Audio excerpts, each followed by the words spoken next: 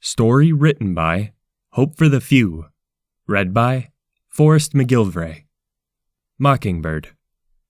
"Do you think we'll get in trouble?" Sweetie Belle asked, slight worry and fear in her voice.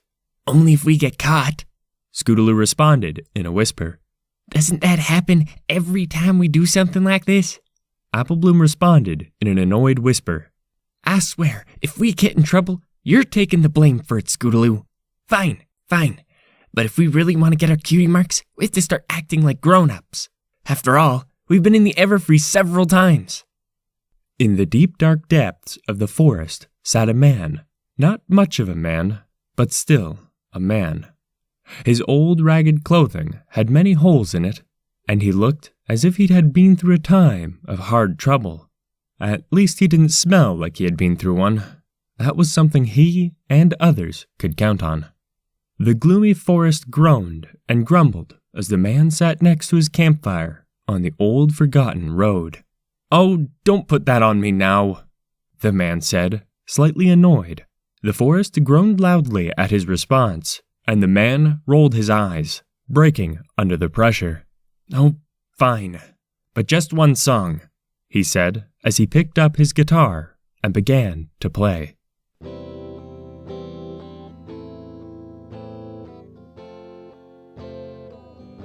The forest let off some of its gloomy light, letting small amounts of sunlight shine through the smaller trees.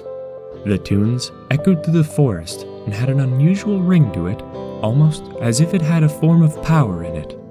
The man smiled as he played, and he began to sing along, putting his heart into the song, and he began to play harder and harder, making it easier and easier for the certain fillies to hear him. 3 fillies traveled through the Everfree forest, sticking close to each other out of fear. Arguments broke out, and anger was rising within the 3, as they knew they should not have entered the forest. But fear kept them moving forward. Yet, maybe, just maybe, luck was with them this time. They kept on moving through the woods as it groaned and creaked around them. Then, out of the blue, came a voice, rolling on the air. It touched their ears, and they froze, listening closely and intently, trying to pick something up. Their little ears twitched left and right as they tried to listen. "Did you hear that?" Sweetie Belle asked in a whisper, trying not to break the silence around them. "Shh!" The other 2 whispered in unison, trying to hear. Then, after a fraction of a minute of intent listening, they relaxed and kept moving forward. For a reason unknown to them, the forest grew quiet, almost as if it was watching them, judgmentally. Scootaloo shook her head and puffed out her chest, moving forward without the other 2. Sweetie Belle and Applebloom yelped in fear as they ran up to their friend as quickly as they could, staying close to each other. "Come on, let's find out what that noise was," Scootaloo exclaimed boldly, almost switching into a trot as she kept moving forward. And as they kept their pace, they started to get closer to what they heard earlier. Soon enough, they heard the noise again, this time continuously. They picked up their pace, moving at a full trot this time.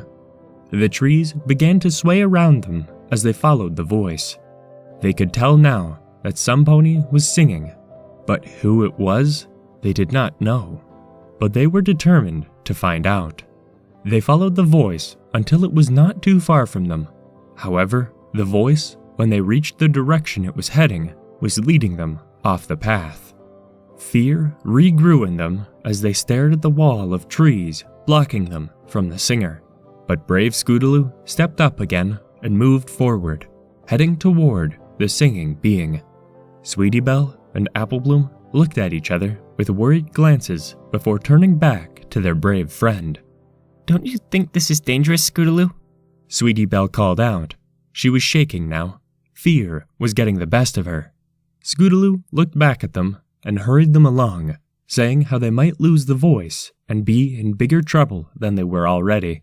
And so, they followed their brave friend into the deep dark of the Everfree forest. The man strummed his guitar one more time, finishing the song before sighing. "You know, I think that did me some good," he said, as he leaned his old acoustic on a nearby tree. The forest regained its old solemn look and feeling, and what sunlight was shining through before disintegrated as darkness grew around him. The forest was satisfied, and so was the man as he grabbed a dead log and fueled the fire carefully with it. Once he was finished, he leaned his head back against the tree and closed his eyes. "Hey, I see a lad," came a voice to the man's left.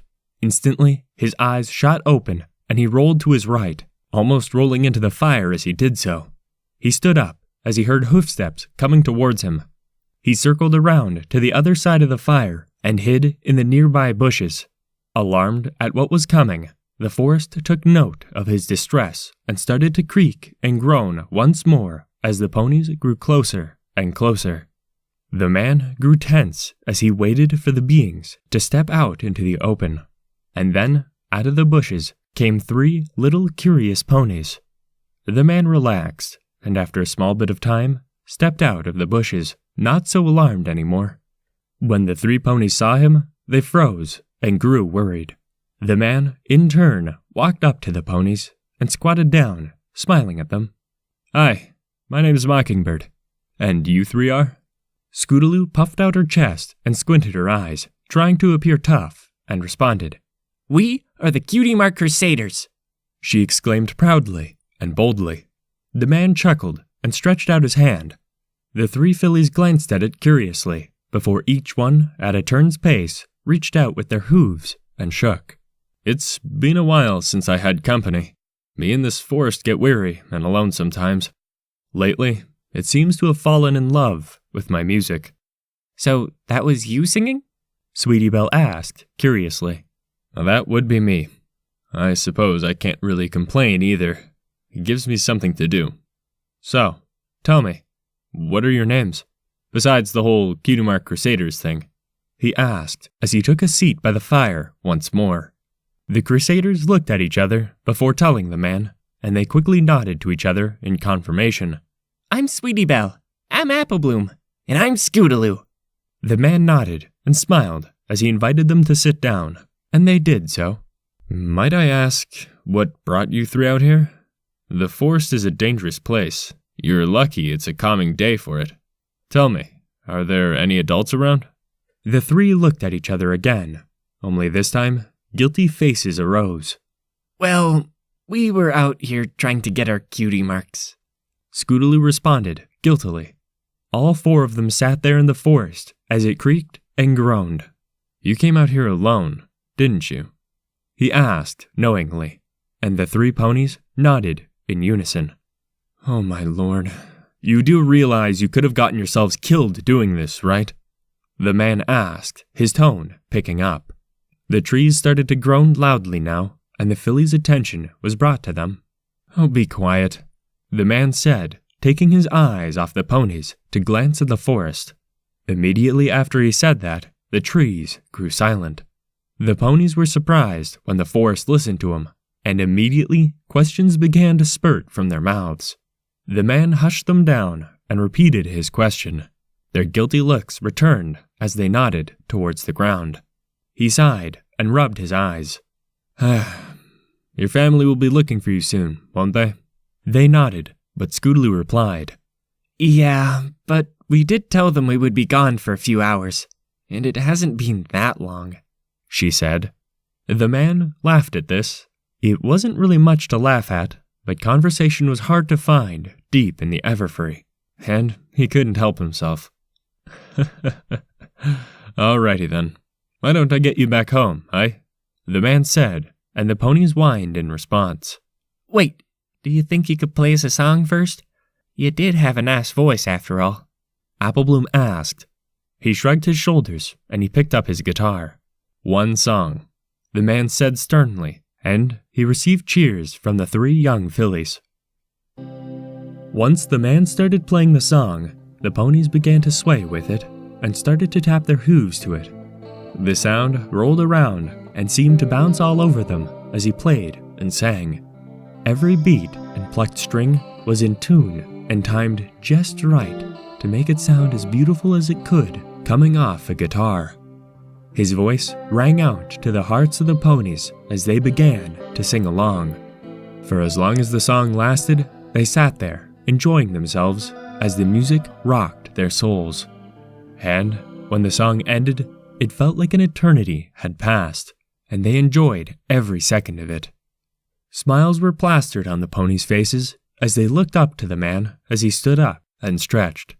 "All right, you heard your song. Now let's get moving," he said as he put his guitar in its case. The ponies awed in a whiny reply, but they listened to him nonetheless.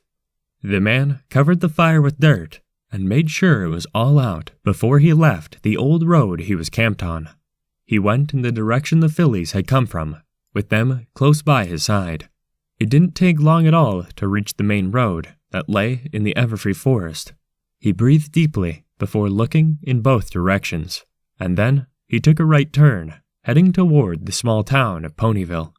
The man hummed a quiet tune to himself as they walked, guitar in one hand and freedom in the other.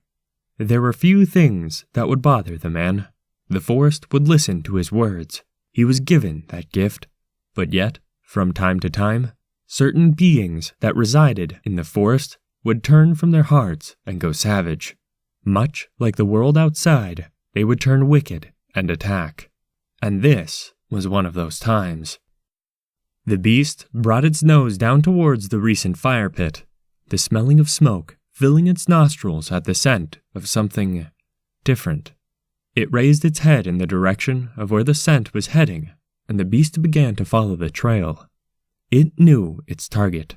All it needed now was some good luck in hunting, and everything would be just fine. As they pressed on through the old forest, a sense of curiosity filled the ponies' minds. "Say, you never told us what you were," Applebloom said, matter-of-factly. The man smiled down at them. "Well, I suppose it wouldn't hurt to tell you now, would it? Well, first off, I am what is known as a human. There's not a lot of us out there. In fact, few know we even exist, if I'm correct. None of you ponies know we exist." They awed in wonder when they heard the term human. They had heard many stories of them, but they always believed they were old legends, not actual beings. "Then why do you not let anyone know you exist?" Sweetie Belle asked the question this time. "Well, I let you know we existed, didn't I? It all comes down to the fact that we like our privacy, and we don't have many opportunities to communicate with other species. Basically, we're boring old farts who like to keep to ourselves and live boring old lives." The ponies laughed at this, causing the man to smile, but his smile was wiped off immediately as they heard the stomping of a large beast behind them. He spun around quickly, only to stare dead into the eyes of a manticore. "Follow the path! Get out of here! Quick!" The man yelled to the ponies. He tossed his guitar to the side of the trail and took into a battle stance. The ponies stared, speechless and fearful, as they stood back and watched the fight. "Get out of here!" the man yelled, snapping the ponies out of their trance. Immediately, they turned around and galloped back down the trail, heading towards Ponyville. The man faced the manticore, his raised fists ready to fight. "Stand down," the man ordered, but the beast would not heed his words. The manticore swung its paw toward him.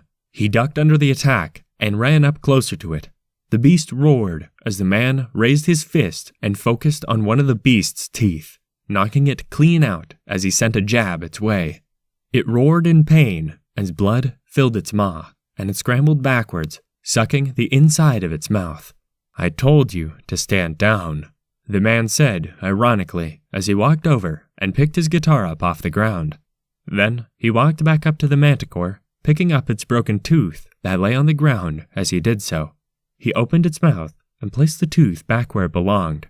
A haze of green light left the man and entered the manticore's mouth. Soon enough, the tooth was in its place, solid once more. "Best of luck to you, old chap," he said, giving it a pat on the shoulder. He then proceeded to pick up his guitar once more and continued down the path. Quite the crowd had formed at the entrance to the Everfree. The town had gotten wind of the so-called human, and now it seemed every pony was curious about the situation. When the Crusaders came out, They had come to find out the main six about ready to enter the forest, and now they were about ready to enter it again when the man came out. He stared at the crowd, wide eyes and speechless. The same was for the crowd, and they all stood there at a stalemate. The Crusaders all looked at each other before trotting up to the man and whispered something in his ear. A smile grew, and he put his guitar case down and brought the guitar out. He gave the old acoustic a quick tune, and then began to play. And once more, the song rang out into the hearts of the ponies. Although more of them were here this time, the effect was the same, and soon, every single one of them was dancing to the tune. And there was old Mockingbird, playing the same old tune. Good old Mockingbird.